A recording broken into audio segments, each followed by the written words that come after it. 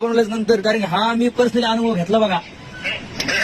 हो ना सर, हे खरंच संभाजी भिडे जे आहे ना सर, हे आतंकवादी घडण्याचंच काम करून राहिले. हो ना सर, काय सांगा तुम्हाला, म्हणजे अशी कोणाची बोलायची हिंमत होत नव्हती आतापर्यंत. तुम्ही बोलले योग्य केलं ते व्हिडिओवरती. तुम्ही कुठून बोलताय? मी पुण्यातून बोलतो सर. बर. हो ना सर. रात्रीपासून खूप फोन येत आहेत म्हणून तुमचा फोन उचलला नसेल मी. हा का सर? अननोन नंबर खूप, म्हणजे 500 फोन आल्यात मला त्या दहा करायचे. अच्छा सर.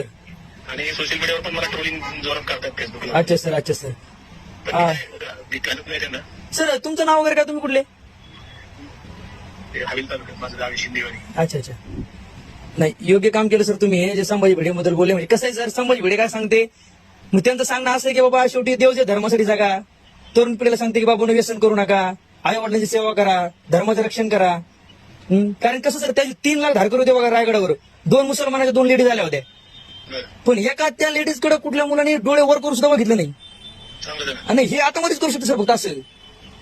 आणि कसं आहे, संभाजी भिडे सांगतात कसं, व्यसनी होऊ नका, देशा धर्माप्रती व्यवस्थित राहा, शरीर सुदृढ करा, महाराजांप्रतीचा आदर राहू द्या. हे सगळं आतंकवादीचं शिक्षण चालू आहे सर. हे महाराजा गडकोटाचं रक्षण करा, म्हणजे हे पूर्ण आतंकवादी शिक्षण चालू आहे त्यांचं.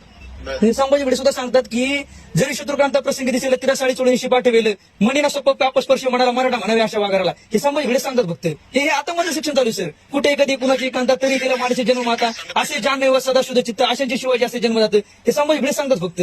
चालते. हं? ठेवू का? अरे भाडकोची अवलाद भेंचोद, अरे त्या डायपर मध्ये